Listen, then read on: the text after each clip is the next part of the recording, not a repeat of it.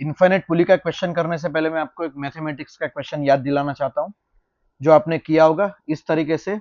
Root के अंदर 6 plus root के अंदर 6 प्लस रूट के अंदर 6, इस तरीके का क्वेश्चन हो तो जनरली हम इसको कैसे सॉल्व करते हैं। तो याद करो, इसका सॉल्यूशन आप लोग ने कुछ ऐसा किया होगा कि अगर भाई इतना चीज अगर मैं x मान लूं तो ये चीज भी x ही होगी। क्यों? क्योंकि इस रूट के अंदर भी इनफाइनाइट टर्म है 6 के, और इस रूट के अंदर भी इनफाइनाइट टर्म है, तो दोनों प्रैक्टिकली देखो तो आइडेंटिकल है।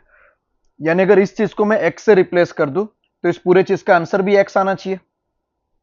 तो देखो वही यहां पे किया कि इतनी चीज को मैंने यहां x से रिप्लेस कर दिया, तो ये पूरी चीज का जो आंसर x आएगा वो यहां पे लिखा हुआ है, और दोनों साइड स्क्वायर करके आप इसको सॉल्व कर सकते हो। तो एग्जैक्टली यही कंसेप्ट हम इनफाइनाइट पुली में भी यूज कर सकते हैं।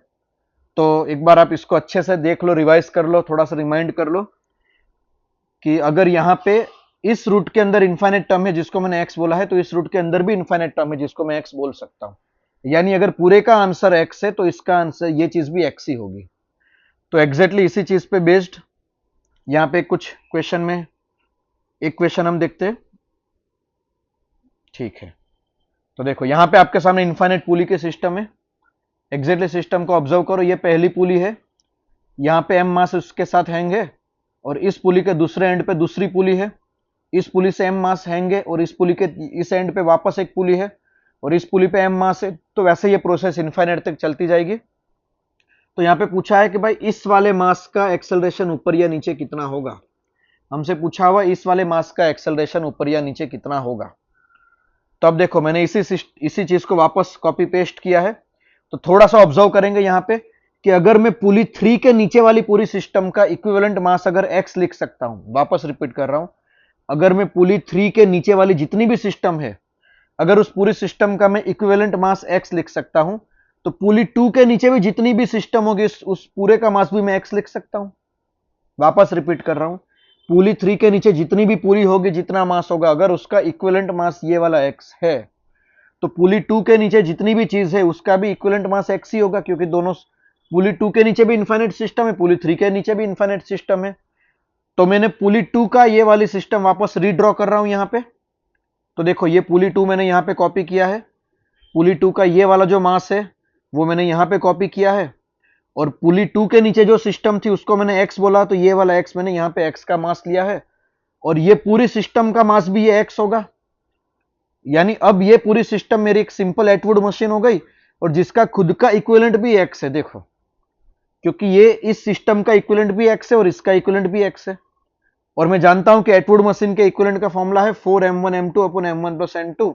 यहां से आप इसको सॉल्व करोगे तो x आ जाएगा आपका 3m, x आ जाएगा 3m। यानी अब मेरी सिस्टम क्या हो गई, अगर मैं पुली 1 से पुली 1 के नजर से देखो तो पुली 1 के एक साइड m लगा हुआ है, और पुली 1 के दूसरे साइड जो बड़ी सी सिस्टम थी उसका इक्विवेलेंट मास कितना था, 3m था। तो इस सिस्टम को मैं देखो वापस रीड्रॉ कर सकता हूं, पुली 1 के एक साइड m, पुली 2 के दूसरी साइड 3m। अब इसका एक्सलेशन पूछा हुआ है, तो इसका आप आंसर जानते हो, m2 minus m1 divide by m2 plus m1 into g. तो इसको सॉल्व करोगे तो आपका आंसर आ जाएगा g/2। तो इनफाइनाइट पुली के क्वेश्चन को आप इतना इजीली सॉल्व कर सकते हो अगर आप मैथमेटिक्स का ये वाला रूल समझते हो, तब पुली को सिंपल एटवुड मशीन में कन्वर्ट कर सकते हो। ठीक है, एक और क्वेश्चन देखते हैं। तो एक बार ये वाला क्वेश्चन करने से पहले एक बार वीडियो पॉज कर लो, चाहो तो खुद से ट्राई करो। ठीक है, अब क्वेश्चन में यहां पे दिया हुआ है कि भाई इस पुली को अगर मैं ए नॉट से खींच रहा हूं तो इस ब्लॉक का एक्सलेशन क्या होगा।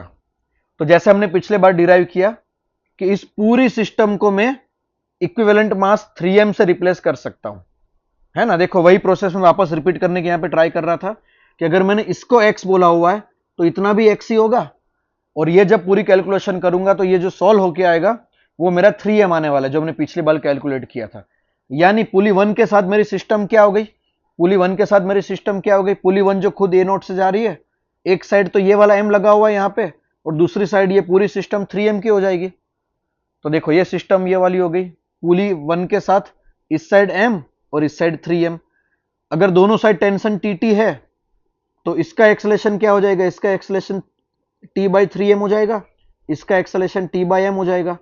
अब पुली एवरेज के फॉर्मूला से अगर इसका एक्सलेशन और इसका एक्सलेशन पता है तो इन दोनों की एवरेज मतलब इन दोनों का एडिशन डिवाइड बाई 2 ये चीज हो जाएगी। तो देखो यही मैंने किया है, ये वाला मतलब यहां पे ये एक्सेलरेशन प्लस ये acceleration divide by 2 is equal to a naught, और 2 को सामने ले जाऊंगा तो ये चीज आपकी हो जाएगी 2a0। तो यहां से मुझे इसको सॉल्व करके मुझे टी बाई एम मिल जाएगा। टी बाई एम क्या है? टी बाई एम इसी ब्लॉक का एक्सेलरेशन है, वही तो पूछा हुआ है कि इस वाले ब्लॉक का एक्सेलरेशन क्या होगा, तो टी बाई एम आंसर आएगा, तो मेरा आंसर आ जाएगा 3a/2। तो आप यहां पे एक रिजल्ट याद रख सकते हो कि अगर इस तरीके से इन्फाइनाइट पुली के सिस्टम है तो उसका इक्विवेलेंट मास हो जाएगा 3m। तो इसको अच्छे से एक बार नोटबुक में नोट कर लो, ये काफी स्ट्रॉन्ग पावरफुल मेथड है जिसकी हेल्प से आप क्वेश्चन को सॉल्व कर सकते हो। और एक पार्ट 2 आएगा पुली इन्फाइनाइट सिस्टम में, जिसमें मैं चाहता हूं कि आप एक बार उसके भी क्वेश्चन को खुद से ट्राई करेंगे। ठीक है, थैंक यू सो मच।